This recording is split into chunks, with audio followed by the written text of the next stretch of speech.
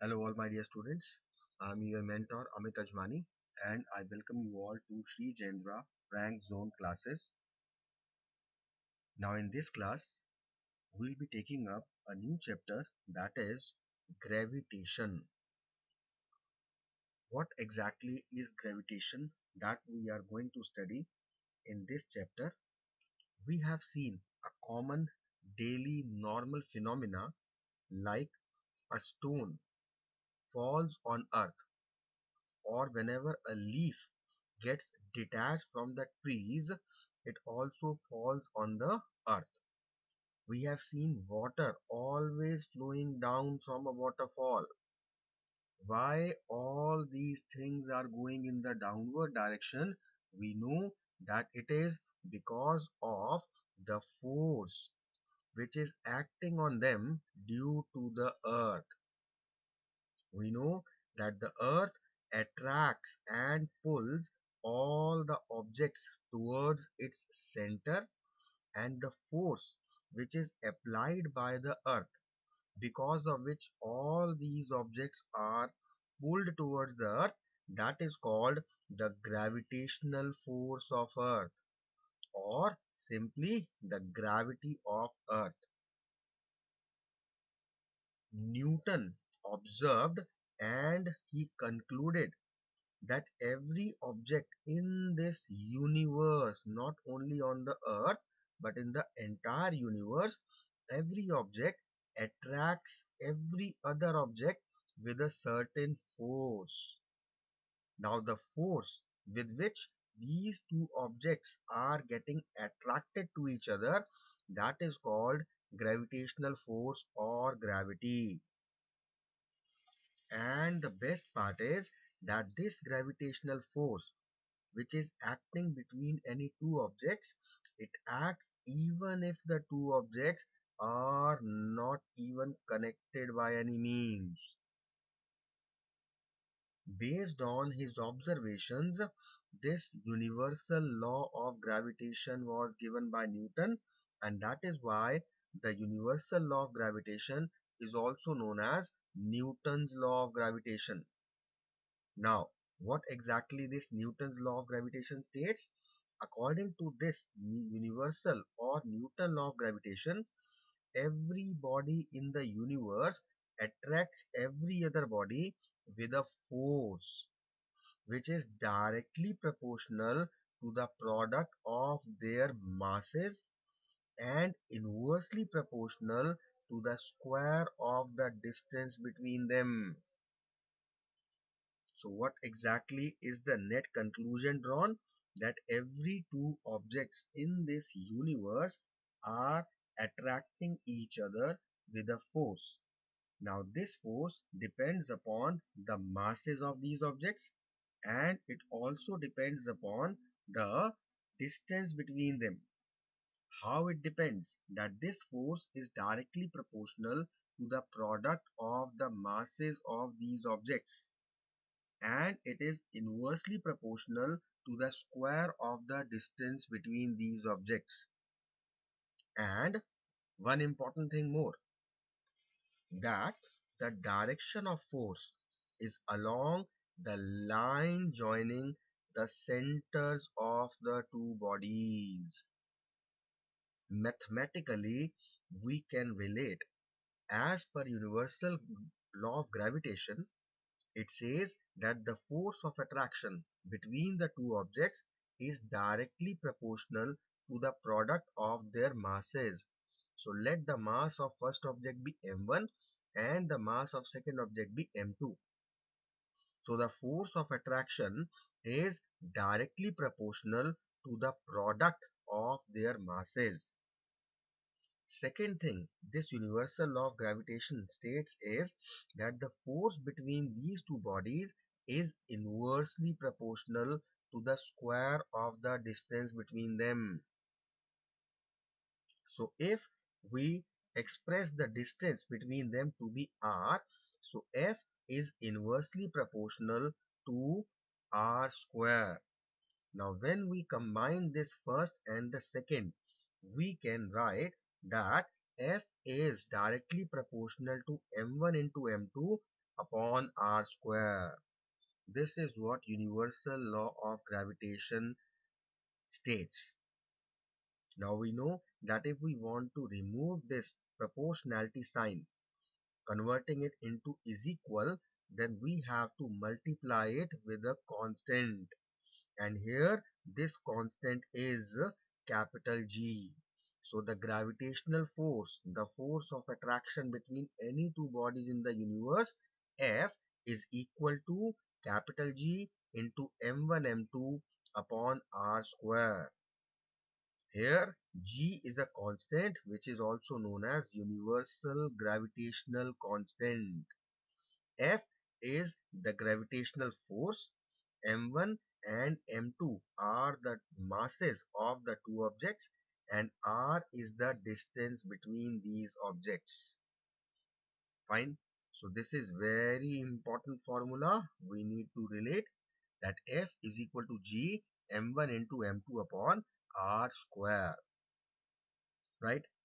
Now because this capital G is a constant, therefore the value of this gravitational constant does not depend on the medium between the two bodies. It also does not depend on the masses of the bodies or the distance between them. Clear? Since the gravitational force between the two bodies is inversely proportional to the square of the bodies between them. Very important point. Please try to relate that the gravitational force is inversely proportional to the square of the distance between the two bodies. Therefore, if we double the distance between the two bodies, the gravitational force will become 1/4. And if we halve the distance between the two bodies, the gravitational force will become 4 times. This is very important that you need to relate and remember. Fine. If the distance is halved, the force becomes 4 times, and if the distance is doubled, the gravitational force will become 1/4, because it is indirectly related to the square of the distance. Fine. Now let us see what is the value and unit of this gravitational constant. We have just mentioned above that F is equal to G m1 m2 by r square. Keeping G here and taking all the rest to the other side, we'll get G is equal to F into r square upon m1 into m2. Now putting on the values and the units of each and everything, we know that the SI unit of force is Newton. Distance is expressed in meter, and since it is r square, it will be meter square. The mass of the first object, SI unit is kilogram. Same is the case with the second, so it becomes kilogram square.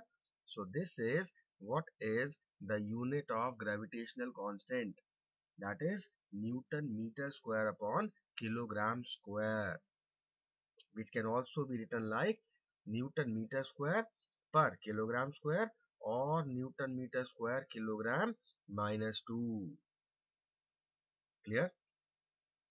Now when we take the masses m1 and m2 of two bodies to be 1 kilogram each and let the distance between them is 1 meter, then putting the values in the formula, we will get that F is equal to G, provided the conditions are m1 and m2 are is equal to 1 kilogram each and the distance between them is 1 meter.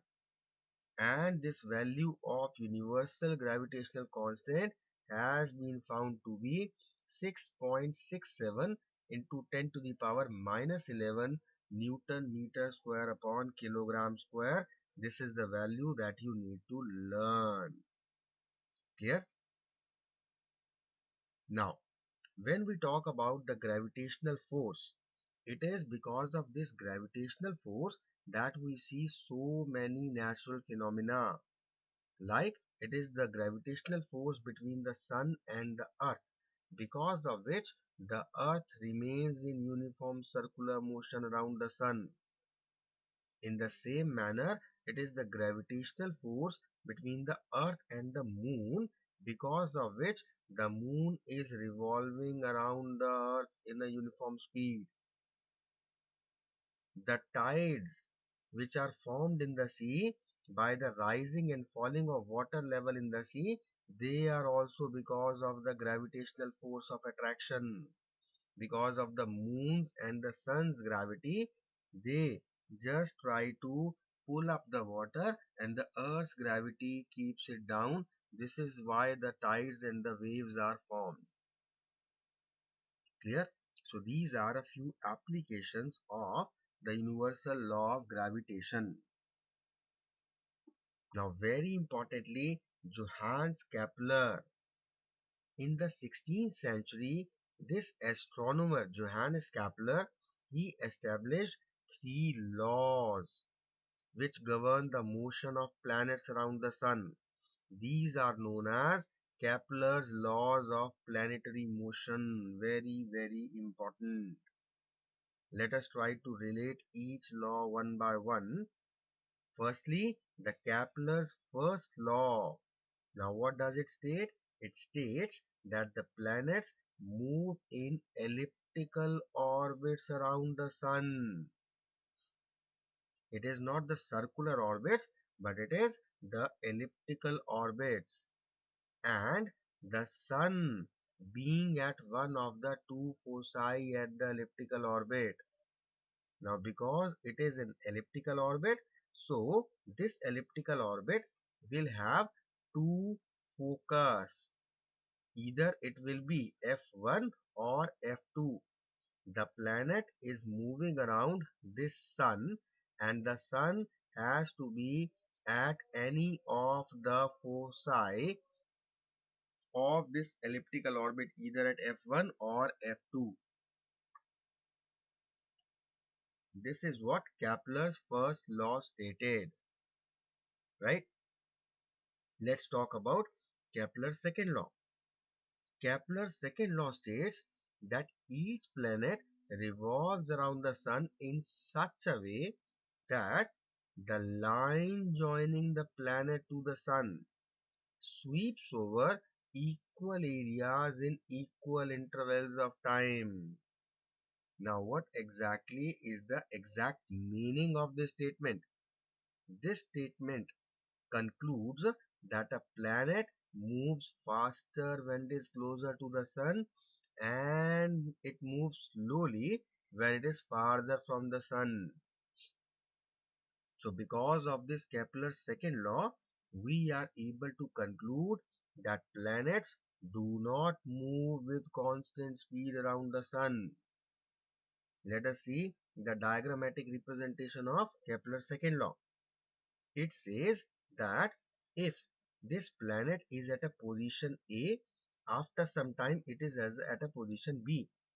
So the line joining the sun and the planet and the area which is swept over by the planet is always same. For example, if we are taking the case of this area X from A dash to B dash point when the planet is far away from the sun.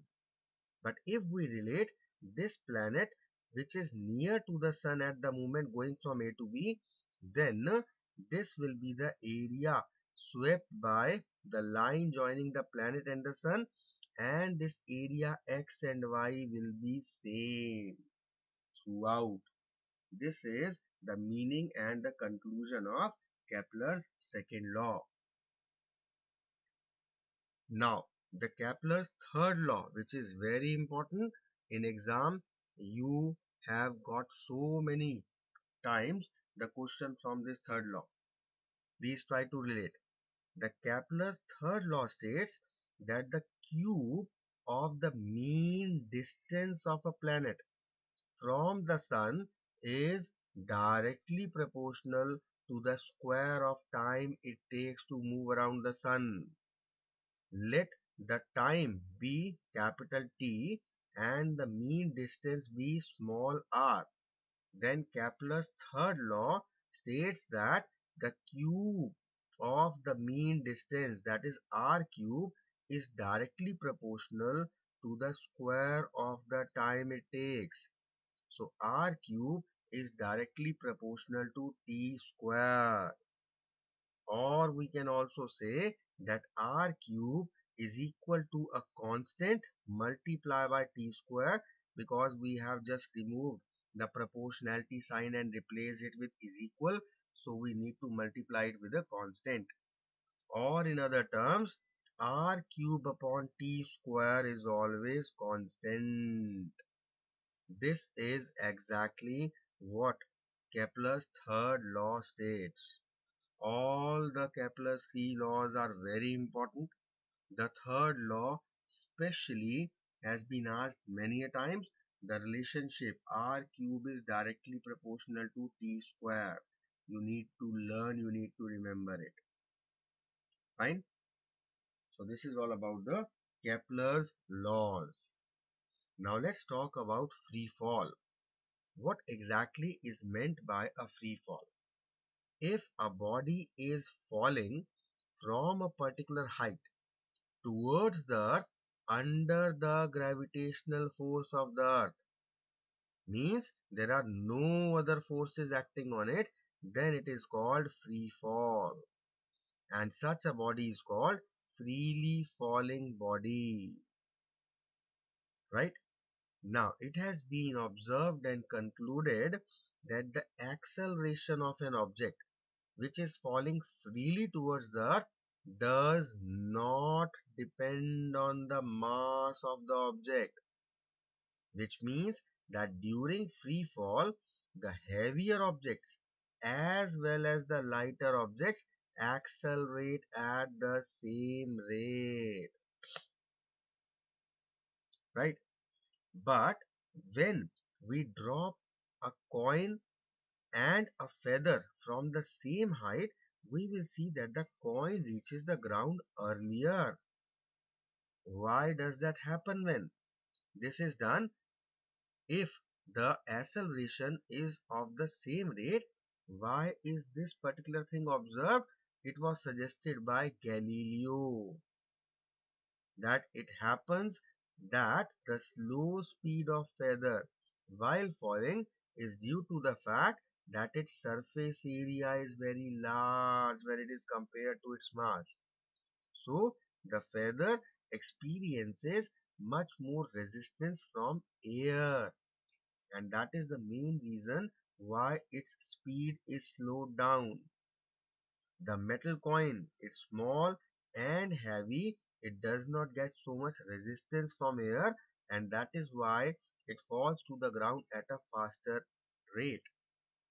But if there were no air, if there is no resistance, then the feather and the coin would fall at the same time at the same rate, because their acceleration due to gravity is same. Clear? The acceleration produced in a freely falling body remains the same for all the bodies. It does not depend on the mass of the falling body. Clear? Now let's talk about acceleration due to gravity, which is represented by small g. We know that when an object is dropped from some height, its velocity increases at a constant rate. Now, this uniform acceleration, which is produced in a freely falling body, why it is produced? It is because of the gravitational force of the earth. So the force of gravity is producing a uniform acceleration. When the body is falling freely, this uniform acceleration is known as acceleration due to gravity. It is denoted by the small alphabet g. Very important, the value of g does not depend on the mass of the body. Now, when we talk about Earth, because our Earth is not exactly a sphere, that is why the value of G changes slightly from place to place. But most of the purposes, we know that it is taken to be 9.8 meter per second square. So we can say that the acceleration due to gravity or the value of G is equal to 9.8 meter per second square. Very importantly, this means, I'm marking it important, this means that when a body is dropped freely, it falls with an acceleration of 9.8 meter per second square. And if we take the opposite of it, if a body is thrown vertically upward, then it will undergo a retardation of 9.8 meter per second square. So if the velocity of a body which is thrown vertically upward will decrease at the rate of 9.8 meter per second square, it will keep on decreasing until it reaches zero. And once it reaches zero, then the body will fall back to the earth like any other body dropped from that height. Why is it so? Because this body is thrown vertically upward, so it is going against the force of gravity. The gravity is going to pull it down towards itself. Clear? Now let us try to calculate the value of acceleration due to gravity and its formula. Now we say that if we are going to drop a body, any body, a stone or an object, anything, having a mass m from a distance r from the center of the earth whose mass is considered to be capital M. If we want to calculate the force which is exerted by the earth on this object or its body, we can calculate it with the help of the universal law of gravitation, which states that the force is equal to G into product of the masses divided by the square of the distance between them. Now we have taken one of the object to be earth and the another to be a body having their masses represented by capital M and small m respectively, and we have taken r to be the distance from the center of the earth. Here, now this is our equation number 1. When we talk about the force which is exerted by the earth, which is producing an acceleration in the stone, that is why the stone is moving downward. So we know that force is equal to mass into acceleration. As per Newton's second law of motion, we derive this formula F is equal to m into a. From here, we can relate that acceleration of stone A is equal to F upon m. Let it be equation number 2. Now, we are going to put the value of F from equation number 1 to equation number 2. We will get acceleration on the stone due to gravity is equal to putting the value of F G into m into small m upon r square, and literally the m is taken as it is. Now we can cancel this m with m and we are left with the formula acceleration is equal to capital G into capital M upon r square. We know that the acceleration which is produced by the earth is known as acceleration due to gravity. So we can simply replace A with the symbol small g. So we can rewrite the equation as small g is equal to capital G into capital M upon r square. This is the formula for calculation of acceleration due to gravity. In this formula, small g represents the acceleration due to gravity, capital G represents the universal gravitational constant, capital M represents the mass of the earth and capital R represents the radius of the earth. Clear? So this is the formula for acceleration due to gravity. Now in this formula, one very important thing that we have been emphasizing again and again, that there is no small m. Small m represented the mass of the object. In this formula, we have got capital G, that is gravitational constant, capital M, which is the mass of Earth, and capital R, which is the radius of the Earth. Where is the mass of the body? Nowhere. And that is why acceleration due to gravity does not depend on the mass of the object anyhow. Right? Now, if we want to calculate the value of this acceleration due to gravity on Earth, we can simply put the values in this formula. Capital G is gravitational constant. We know that its value is fixed. That is 6.7 into 10 to the power minus 11 Newton meter square upon kilogram square. So G we know. Mass of Earth, we know that it is 6 into 10 to the power 24 kilograms, and the radius of Earth is 6.4 into 10 to the power 6 meter.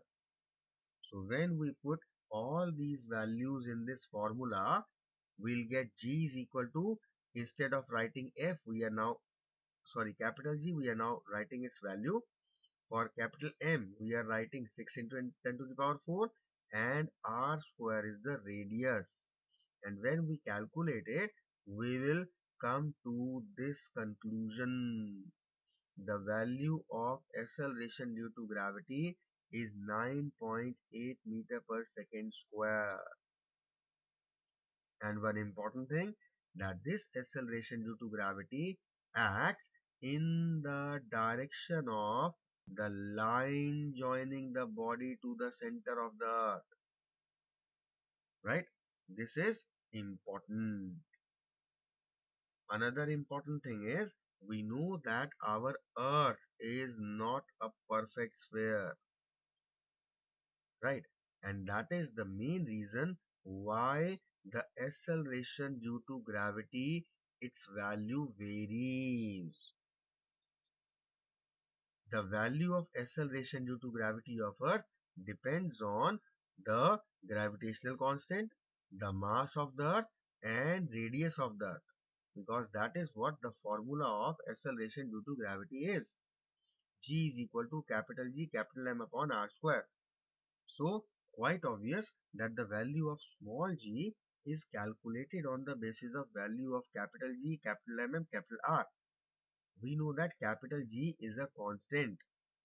We know that the mass of Earth is going to be constant, but we cannot say the same thing about the radius of the Earth. If we take the actual Earth, it is almost like this. So if we talk about from the center, then the radius of the Earth at the poles is less, but at the equator it is more. And that is the reason why the value of acceleration due to gravity varies at poles and at equator. Now this is ultra important thing that you are going to understand. So kindly concentrate and focus. The value of gravitational constant G and the mass of Earth M are always constant. But because the Earth is not a perfect sphere, so the value of its radius R is not at the same at all the places. We have just seen that the radius of the Earth at poles is minimum. Right? Therefore, the value of acceleration due to gravity is maximum at poles. Again, when we relate this particular figure, we can very well relate that the radius of Earth is maximum at the equator. So the value of G is minimum at the equator. Why? Because G and R are inversely proportional to each other. Because radius occurs in the denominator in the formula for G. That means G is inversely proportional to the square of the distance from the center of the earth. Now this is very important. You need to learn it by heart.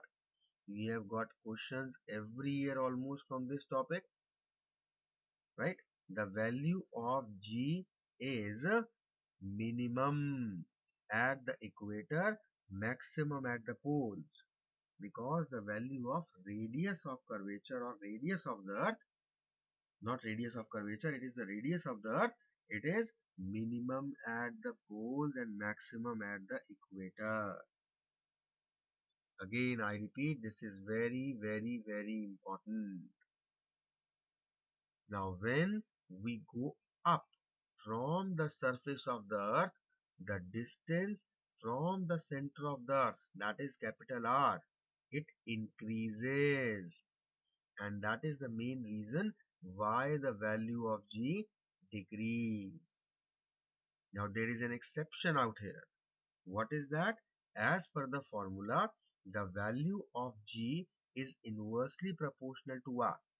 So if the R was increasing, the value of G was decreasing. The opposite of it should also hold good. That if the value of G is taken, it should increase on going down inside the earth. Why? Because when we are going inside the earth, the value of R decreases. But this is not true. This formula for G is not applicable at any point inside the surface of Earth. And surprisingly, the value of G also decreases as we go down inside the Earth. And when talking about the center of the Earth, it becomes 0.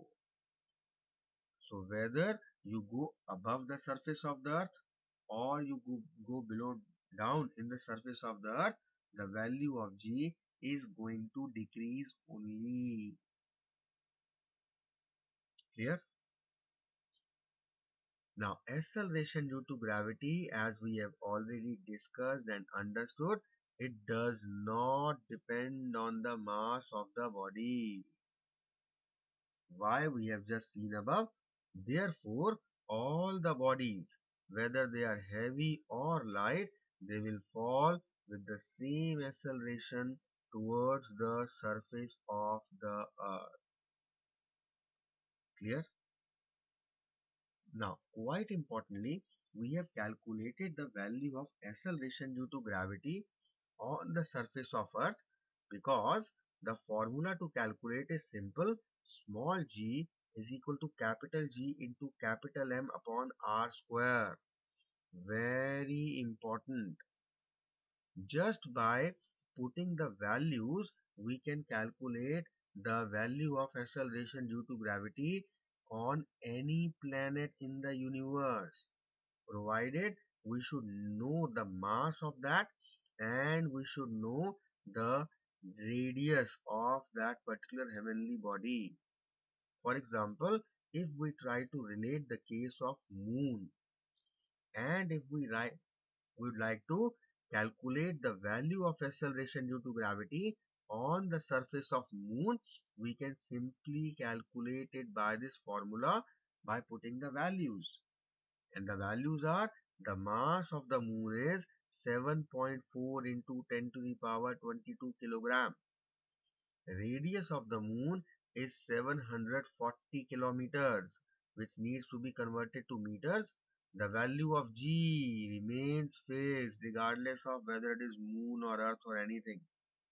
It is 6.7 into 10 to the power minus 11 Newton meter square per kilogram square. So when we put these values in this formula, we get G is equal to 6.7 into 10 to power minus 11. This is the value of capital G, that is the gravitational constant. Multiply by capital M. This is the mass of the moon, which is 7.4 into 10 to the power 22 kilograms, divided by r square. R is the radius of moon, which is 1.74 into 10 to the power 6 meters. It was given in kilometers, so we have just converted it into meters. So now after putting the values, when you will find out, calculate, and you will try to relate the answer, it will come out to be 1.63 meter per second square. So the acceleration due to gravity on the surface of moon is 1.63 meter per second square. If we try to compare this acceleration due to gravity on the surface of moon with that of earth, we will relate that the value of acceleration due to gravity on the moon is only about 1/6 of the value of acceleration due to gravity on the earth.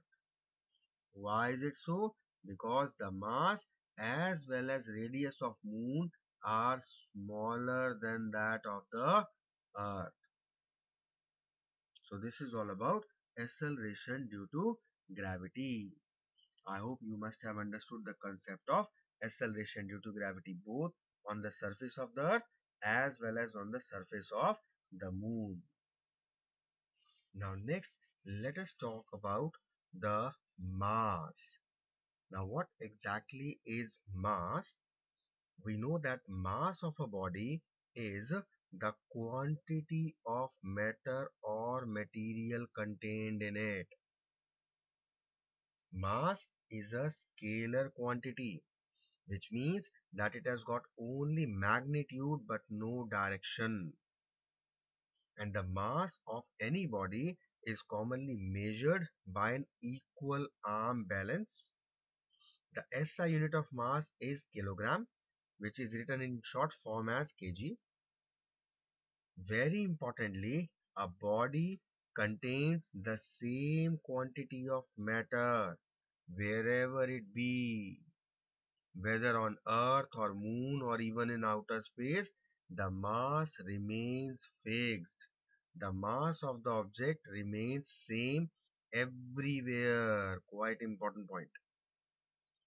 We know that it is denoted normally by the small m, and mass of a body is a measure of inertia of the body, and that is why it is also known as inertial mass.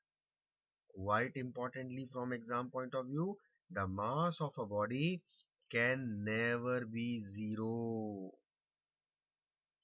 Fine. The next thing that we need to relate is the weight.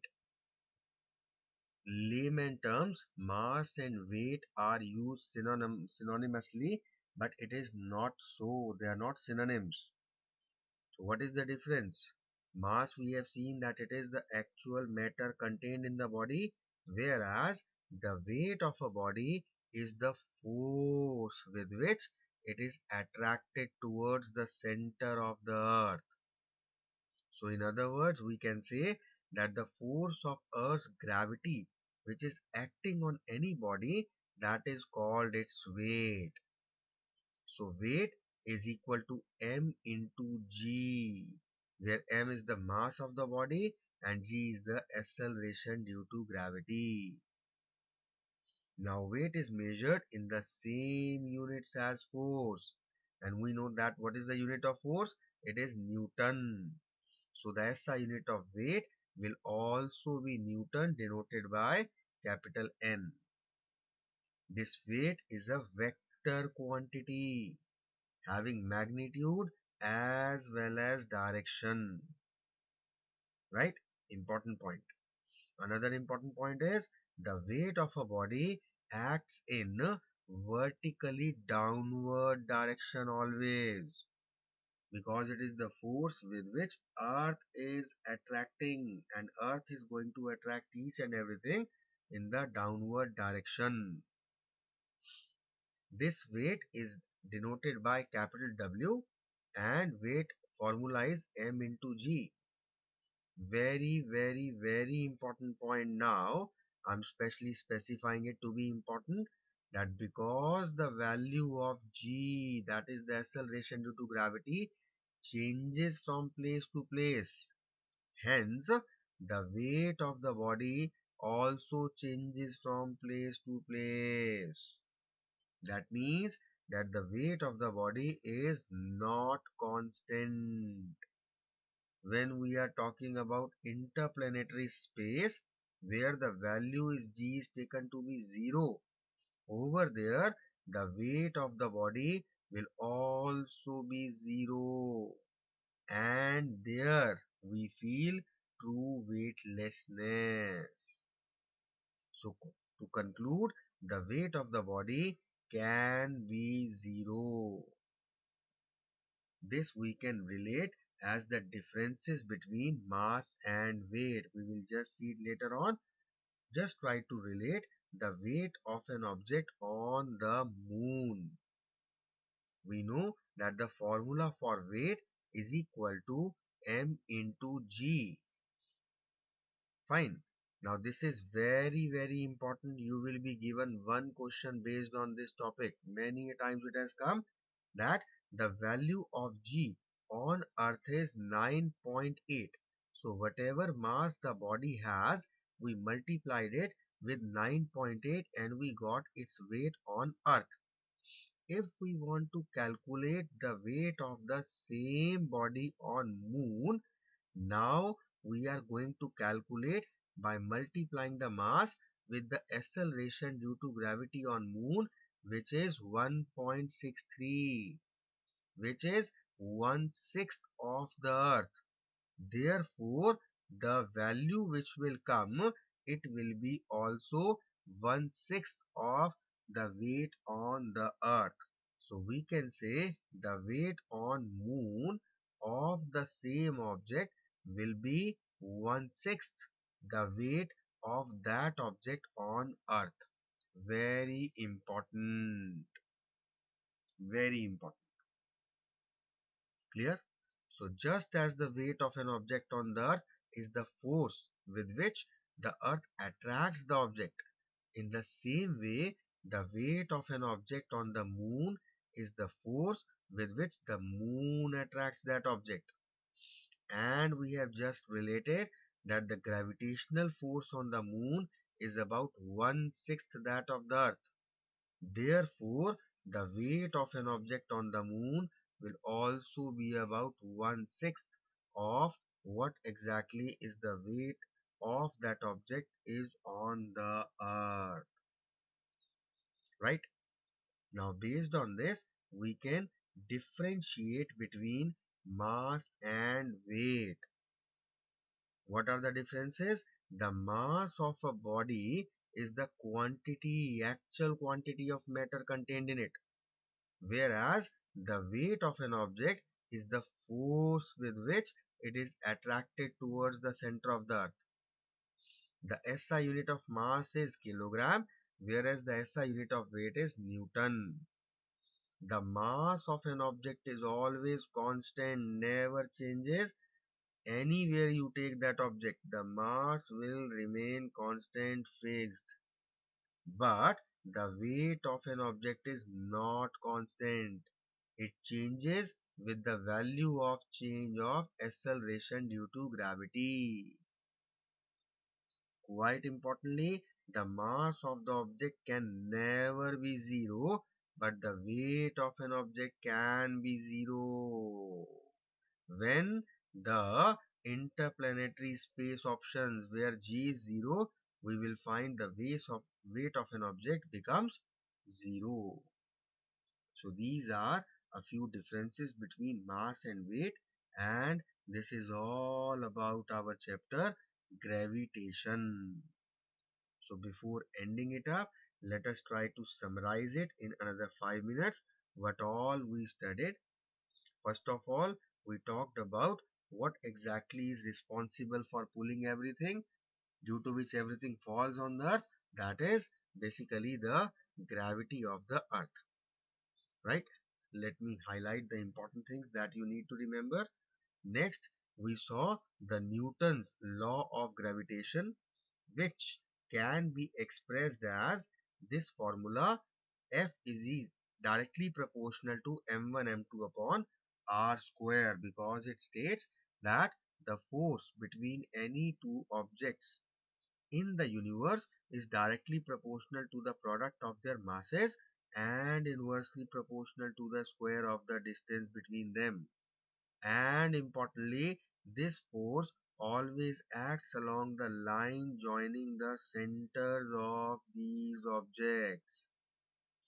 On removing the proportionality, we actually concluded the universal or Newton's gravitational law as F is equal to G m1 m2 upon r square. G is gravitational constant. You need to remember its unit, that is Newton meter square per kilogram square. You need to learn its value, that is 6.7 into 10 to the power minus 11 kilogram Newton meter square per kilogram square. So both its unit as well as its value is important. Clear? Next, we talked about the Kepler's law of planetary motion. The three laws were given by Kepler. The first law stated that the planets are moving around the sun not in circular orbits but in elliptical orbits, and the sun is present at one of the foci of this elliptical path. The second law, which is quite important, states that the line joining the planet and the sun sweep the same area, which means that the planets are not moving around the sun at the same speed. When they are closer to the sun, their speed will increase, and when they are far from the sun, their speed will decrease. Kepler's third law, which I marked important, is that the cube of the mean distance of a planet from the sun is directly proportional to the square of the time it takes to move around the sun. So r cube is directly proportional to t square, or simply r cube upon t square is always constant. These are the three Kepler's law of planetary motion. Then we studied about free fall, that it is basically the Earth's gravity that is actually attracting everything towards it. So if an object is dropped from a height and no other force is acting on it, then that body is called freely falling body, and such motion is called free fall. Quite important, acceleration due to gravity. The value is 9.8 meter per second square on an average basis. Acceleration due to gravity, we just derived kind of derivation we did. We derived the formula that acceleration due to gravity is equal to capital G, capital M upon R square. Very important thing is, number one, acceleration due to gravity is independent of the mass of the object, right? So heavy or light, both kind of objects will undergo the same acceleration due to gravity. Secondly, the acceleration due to gravity is inversely proportional to the distance. That is why when we talk about Earth not being a perfect square sphere, that is why the Earth's radius is different at poles and at the equator. Very, very, very important at poles, because the radius or the distance is less, so the value of G will be more at the poles. at the equator, the radius or the center or the distance is more, therefore the value of G will be less. Right? Clear? Then we studied about the value of acceleration due to gravity on moon, which is basically 1/6 of the acceleration due to gravity on earth. Clear? Next we studied about mass and weight, and we saw the various differences between mass and weight. When we talked about weight, we said that weight is equal to m into g.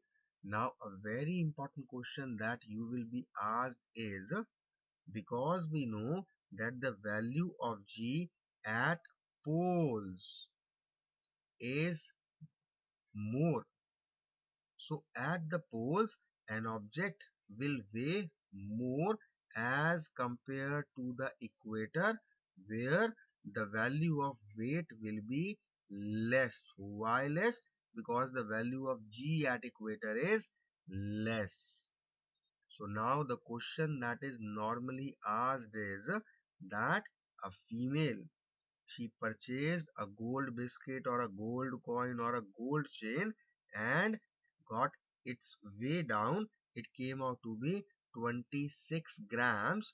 But when she went to her friend's house at some pole or somewhere, then she reweighed it again and she found that the change she is having weighs less. She felt cheated. Is she justified in feeling cheated? No, because it is not the fault of the shopkeeper or the jeweler who has made the chain. It is the difference of this pole and equator which has caused the difference, slight difference between the value of G, because of which there will be slight difference of this gold ornament at the equator or at the poles. This is very nice question, very important question, and very common question. It has been asked many a times in different words, different sentences, different language. But the crux remains the same, that at poles the value of G is taken to be different, and at equator it is different. Why? We already did that at poles the value of R is less, the value of G will be more. At equator the value of R, that is the radius or the distance, is more, so the value of G will be less. So this is all about our gravitation. Fine. So just ending up the class, but before ending up, one simple advice: kindly learn it, because in the next class I'll be discussing the question answers as I've already been doing throughout the year. So it's important and it's better that you learn them so that we can have our productive class next class. Fine. So meet you in the next class with the question answers of gravitation. Be prepared for them. Fine. Until then, study hard and take care of yourself, guys. Take care, everyone. Goodbye.